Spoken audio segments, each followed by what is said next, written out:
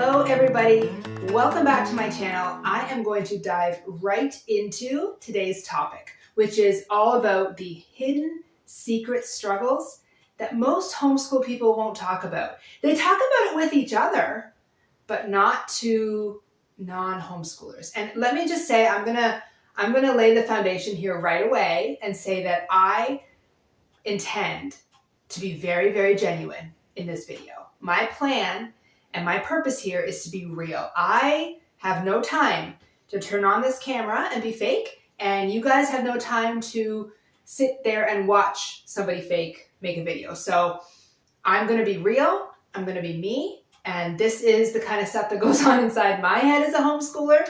Maybe I'm the only one. I don't think I am.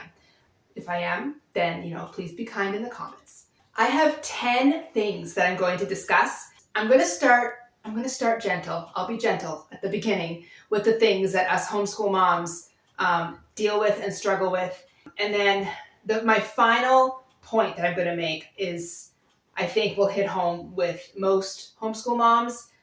It's kind of the one that I think that we talk about the least with other non-homeschoolers because we're afraid of what we're going to hear. We're afraid of what they're going to say. So I'm going to leave that one to the end because, in my opinion, that's probably one of the most common struggles, and also I'd say probably one of the least talked about struggles. Of course, I have my coffee in my mug my mom gave me. It says, "I'm a homeschool mom, like a regular mom, only much cooler." This is kind of giving me my mojo for this discussion. All right, number one, the first struggle that most, if not all, homeschool parents go through is always doubting whether or not what we're doing is good enough. We could have an entire year planned for our kids, but we are always going to doubt whether or not we're doing enough.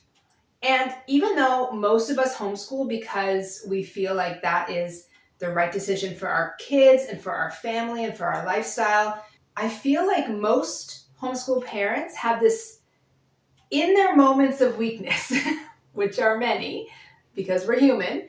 In our moments of weakness and insecurity, we can feel like, well, the public school kids are in school all day for 5 days a week. They must be getting a heck of a lot more done than we are, considering we are doing school maybe 2 hours every morning. That they must be doing so much more. The kids must be learning so much more. But let me tell you the truth, and I know this because some of my closest friends are public school teachers. It's not true. They're not achieving this, huge amount more in public school just because they're there all day. There's a lot of wasted time, a lot of behavior management. There's a lot of things that happen during a typical public school day that just aren't part of homeschool, which is why homeschool doesn't have to take so long. But the whole idea that we're not doing enough and that we're doubting all the plans that we've made and the curriculums we've chosen, that is a very common struggle amongst homeschoolers. Okay, so this next one is kind of, again, hey, maybe it's only me. And again, if it's me, then I just ask that you be kind, be gentle in the comments. But if it's not only me, please let me know that as well, because I would like to know that I'm not alone. As a homeschool mom, I actually dread the questions that my children get when we're out and about somewhere during the day. Like if we go to the grocery store and the cashier says, "Oh, shouldn't you be at school?" And then, my kids kind of look at me and I look at them and, my kids are like, "Well, we're homeschooled." And then it's always like, I never know what the person's response is going to be. And then, it's the question of, "Oh, well, what grade are you in?" And if you're watching this and you homeschool and your kids are getting asked what grade they're in, you're going to understand why this brings this feeling of panic. Because grade levels don't exactly matter or even really exist. I mean, they do and they don't. Like my kids are in grade 1 and grade 5, but that's kind of just because that's their ages. Like the work that they do is just the work that they do based on the level that they're at. So, and they kind of know that too. So I found like that question, I don't know, it it brings my blood pressure up a little bit. And then some people even go as far as to say, oh, well, do you like being homeschooled? And I am going to go, bear with me here for a minute. Nobody asks that of a public school kid. Like if you run into a family on the weekend and if someone were to say, oh, what grade are you in? And they said, oh, I'm in grade 5. And where do you go to school? And they say the public school. Nobody said, oh, do you like being public schooled? It's just not a question that comes up. But it does with homeschool. And I feel like it puts kids on the spot. And so usually when that happens, I end up kind of jumping in because I don't really think my children need to provide an answer to that to a bunch of strangers. It feels like an uncomfortable question to me. And maybe it stems from a little bit of insecurity, like, hoping and praying that my kids say yes, that they do love it, even though I know that they do. But I just find it a weird question. So whenever we're out and about and I sense that the questions are going to start coming, I just get kind of filled with this little bit of dread. And again, maybe it's just me. Let me know if it's not me, because if it's not just me, then I'll feel like a whole lot better about myself. Also, I feel like I'm channeling my inner 80s child today with my hair. I used the triple barrel curling iron before church this morning, and a part of me isn't sure. Part of me likes it, and then another part of me, I'm like, oh no, am I pushing 40 and I'm channeling my 80s self? Like, I'm not sure. Anyway, it's a different thing for me, but I'm just gonna go with it because what's done is done. Okay, so number 3, again, I think this is a very common thing amongst homeschoolers, and it's definitely not something that we would, I don't think, share with the general public, but amongst each other, we do talk about it. And it's how I feel like homeschool kids, well, okay, I will just use my children as an example.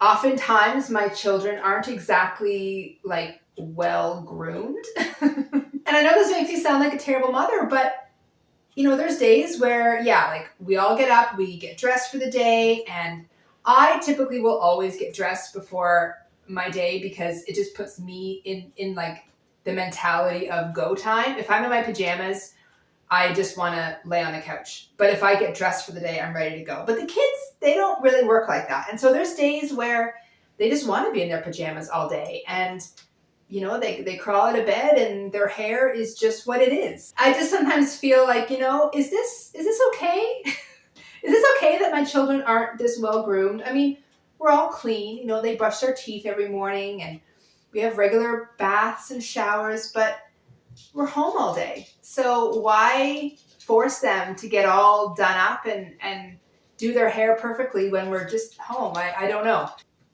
My dog has joined the video. Hello, Zena. Hello. Okay, you go lay down. Go lay down. Anyway, I try to keep them well groomed and presentable, but honestly, there are days where they are just not. And then makes me sometimes feel kind of bad about that, but I would never admit that until now that I'm making this very public video. Number 4, and I'm looking at my notes. I wrote these things down. So number 4, I find myself spiraling down these rabbit holes of worry over tests that my children might take and then fail. And these tests don't exist. Like, there is, in my current reality of homeschooling, no reason for anybody to test them at all. But I find myself worrying that, well, what if they had to write this test? What if all of a sudden the government demanded that they write this test? And what if they didn't pass it? And what is that going to mean? And like, these are the types of thoughts that us homeschool parents think and the things that we worry about. And I know that this is true because I've spoken to other homeschool parents and they say the same thing. So this type of thing, I know it's not just me being crazy. Some things I think probably are just me being crazy. But this one I don't think is that. So I find myself worrying about these tests, these imaginary tests that are not even a thing, and worrying that my children wouldn't pass them. That's it. Hello. What are you doing? So yeah, it's not a big thing. It's just kind of a dumb little thing that takes up space in my brain as a homeschool mom, and I really need to learn to just kind of let that go. The next thing, number 5, you'll notice that I'm sitting beside this shelf full of our homeschool curriculum, and that's very much on purpose. So the 5th struggle that homeschoolers go through, my dog cannot decide, is she in or out? You gonna lay down? All right, she's good, she's settled. The 5th thing that we struggle with is what I call the curriculum trap. And this usually happens in a moment where you feel like everything is falling apart. Maybe your child isn't doing the assignments that you wanted him or her to do, or you've noticed that they're behind in something, and you then get in your head that the answer, the solution to all of these problems is a new curriculum. And that new curriculum is just going to it's going to descend from the heavens and is going to solve all of your homeschool woes. And so you buy the curriculum, and then it doesn't solve any of your problems. And you end up with a whole shelf full of curriculum. So that is a thing. I will say I've gotten better. And just this past homeschool year, I purchased very, very little. And honestly, I think it's been our best homeschool year yet. Yeah. And part of that is just our journey and maturing into our homeschool life. But I also think I placed less value in a curriculum and more value on time with my kids, just investing time and energy into them and focusing on the things that matter, focusing on reading and math and just those basic things, and then having fun. It's been the best year so far, and I've used the least amount of curriculum that I have in any other year. The curriculum trap is a real thing. It's a real struggle, but I'm here to tell you it's called a curriculum trap for a good reason. Yeah. The next struggle, number 6, is dealing with expectations versus reality. There's a lot of hype, through the summertime online about homeschool planning and getting your year organized, and it's a good thing to do. I do it as well. I'm not saying you shouldn't do it. But then you get into the year and there's a lot of things that you have really good intentions of doing, really, really want to do, but life happens. Because when you homeschool, school and life are not two separate things. They very much blend together. And so because of that, because we know life does happen, it's not if life happens, it just does. It does happen. People get sick. There are circumstances beyond your control. You don't always check everything off the list that you thought you would be doing. And that can feel kind of disheartening and discouraging, and it can make you feel like a failure, and it can kind of feed into that fear of not doing enough, because you have this whole list of things that you wanted to do, and when you've only done half of them, you look at that and you think, I have not done enough.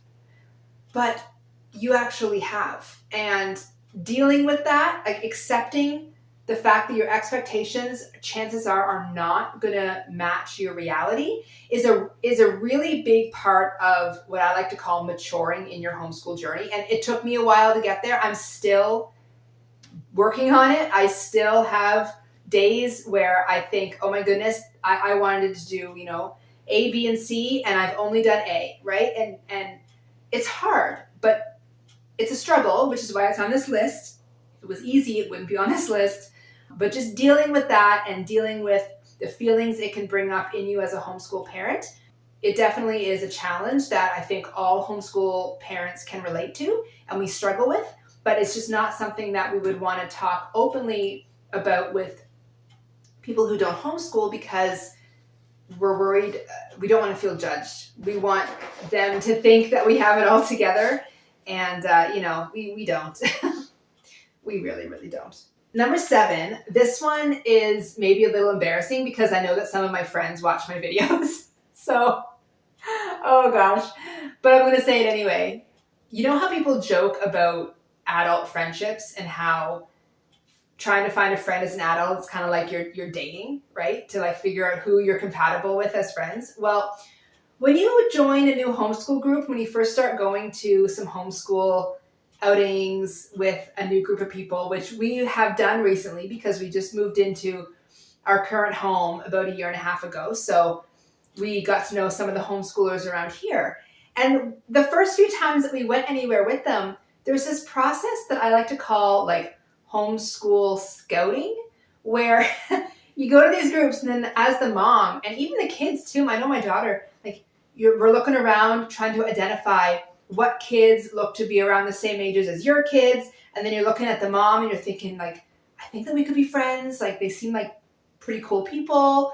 And then you have to like approach them. You have to go up to them and introduce yourself. It's like you are asking them out on a date is what it's like. You know, hi, I saw you from across the room and I thought you looked really interesting and here's my number. You know, that is literally what it is like. And it's so cringy at times that, oh goodness. Like I say, my friends who watch this video, some of my friends that I've met in my current homeschool group, yes, I feel like I adult dated you in a sense. But hey, it's worked out. We have a successful relationship because some of my closest friends that I have right now in my life are from my current homeschool group. So, but it's a thing, you know, and you're always looking for other friends for your kids and it's a thing. So that is a struggle and kind of a silly thing, but it's legit. So number 8 is the fear of failing our kids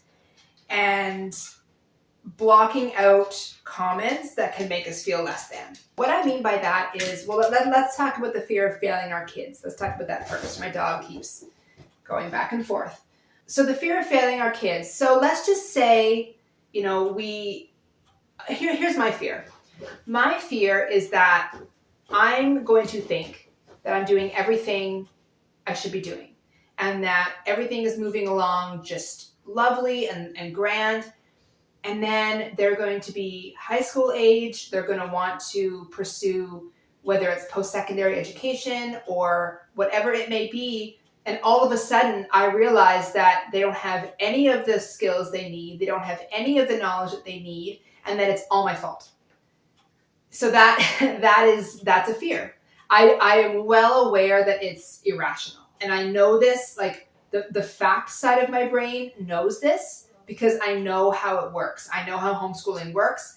And I know that once they get to those higher grade levels, you know, there's a lot of things that happen and courses you can take and whatnot to completely avoid the situation I just explained. And I know that. The fact side of my brain knows that. But the emotional, irrational side of me, it gets taken down by this sometimes, this fear of failure, feeling like, what if I bring my kids all the way through this and I have failed them? Because not only would it be a failure as their teacher, it would be a failure as their mother. And so it's a double whammy there and it's hard. And then the second struggle that I feel is real amongst homeschoolers is comments that people can make that really make us feel less than and make us feel like we aren't doing it right, that we're not doing a good job. You know, and these can just be little silly comments. They can be jokes about homeschooling. And don't get me wrong, I can take a joke. I can dish them out and I can take them. It's not that big of a deal. But sometimes little things affect you because they touch a nerve, right? And if it's something that you're already a little bit insecure about and then somebody makes a comment about it, it can be really hard to handle. And so I struggle as a homeschool mom with taking in comments, especially from family members or friends where they are sort of questioning what we're doing or asking us, well, what about this or what about that? It just makes me nervous because I guess if I'm being totally honest with you, it makes me feel afraid that I'm not going to have a good enough answer. And then I would have to deal with the repercussions of that, I guess. That's a struggle. Definitely that's a struggle. Okay, number 9. We're almost done. We're almost at number 10. So number 9 is fighting the urge to defend homeschooling with strangers that you meet like in the park. So let me give you an example. This past summer, we were at the dog park with our dog Angel. And there was an older gentleman there. And actually, no, it wouldn't have been summer because it must have been like spring, almost the end of the school year. Because the kids are with me and it was the daytime. And he commented, he said, "Oh, is there no school today?" And again, questions, and I was starting to feel flustered, thinking like, what are they going to think about us? What are they going to say? And I really don't care that much what people think, except for in these moments, those little insecurities tend to creep in. And I'm working on it, okay? I'm a work in progress. I am working on it. He said, "Oh, aren't the kids, is there no school today?" And I just said, "Oh, no, we homeschool." And he clearly did not believe in homeschooling. He made that very, very clear. And he kind of like laughed when I said that we homeschooled. And he basically, after a few more comments, he was talking about, what we do, asking us what we do and all this stuff. And he said, "Well, there's got to be outcomes, right? Like there must be outcomes. How on earth, how else are you going to be held accountable for what you're doing?" It took everything in me to just, because I realized in those moments that me getting heated is going to accomplish nothing. I want to get on my soapbox and I want to defend what we're doing and explain to this man all the many ways in which he is wrong. However, that's not what would happen. It would just end up being a fight. I would end up looking ridiculous. It wouldn't result in anything positive. So the struggle of sort of holding back, standing your ground, and I did. I stood my ground and I just explained to him that, the reality is that homeschooling is very different than public schooling and outcomes look very different. That's kind of all I said. And I'm like, I'm just going to leave it at that. You hold your ground, but at the same time, you just realize that there's a time and a place for that. And a stranger that you meet in a dog park who clearly knows nothing about the homeschooling lifestyle, he's not coming at this from any sort of educated opinion at all. So it just doesn't make sense for me to try to force a bunch of knowledge into his head when he really doesn't care. So that's a struggle, and I am getting better at it. You just got to back off, know that what you're doing is right for your children, it's right for your family, and the older gentleman at the dog park doesn't have to approve. It's okay if he disapproves.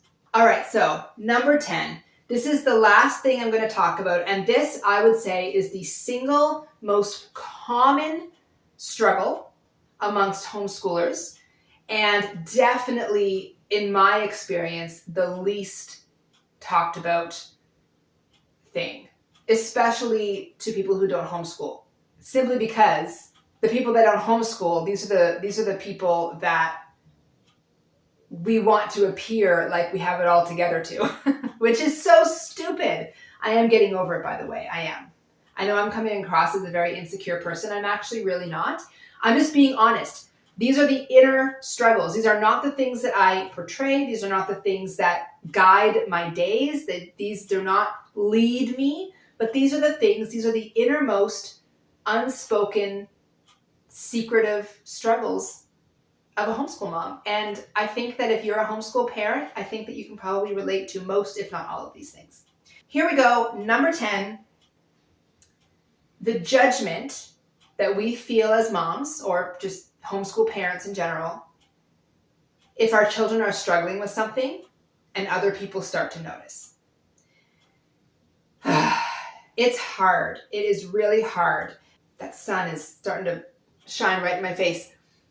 If we are honest with ourselves, I would say that we carry a lot of burden when it comes to the success of our children. And every child is going to struggle with something.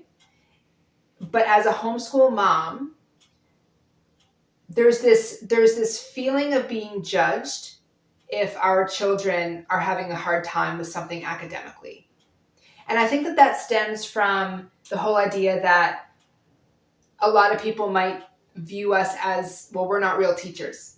We don't have a teaching degree. We're not real teachers. So Therefore, your child must be struggling because you're not a teacher. Your child must be struggling because you clearly don't know how to teach this.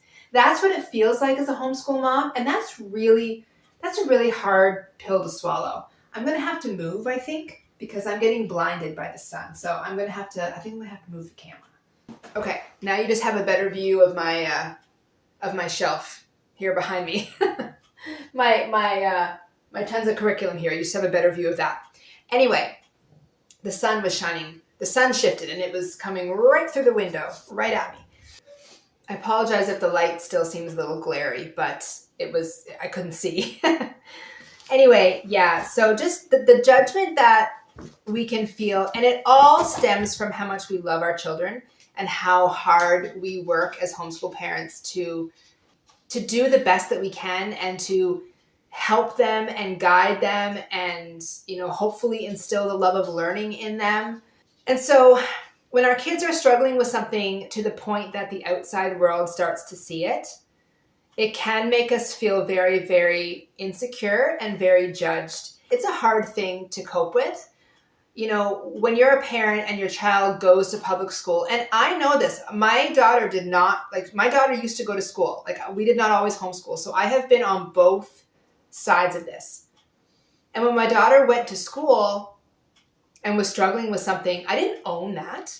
I would help her and I would talk to the teacher, but I didn't own that.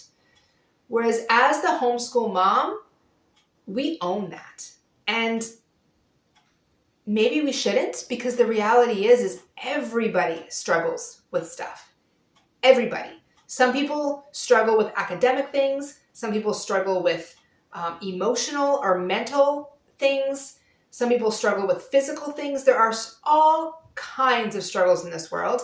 And it's not the fault of anybody or even the individual person sometimes. It is just the way it is. But as homeschool parents, we are so invested in our children. We're so invested in their learning and in their education that it's really hard not to own that and then feel like the whole world is judging us based on the fact that our child is having that struggle. Again, my rational brain, the fact side of my brain knows that most people aren't thinking that. Most people would not be judging me for that, especially the people that know me. And if there are some people that are thinking that, well, it really doesn't matter because I know what the truth is. God knows what the truth is. My children know what the truth is. So I realize that doesn't really matter, but it's still a struggle and it's still something that I feel is very common amongst us homeschool parents that we need to learn to let go of. And I do think that over time it gets easier, but it's a thing. It's a real thing.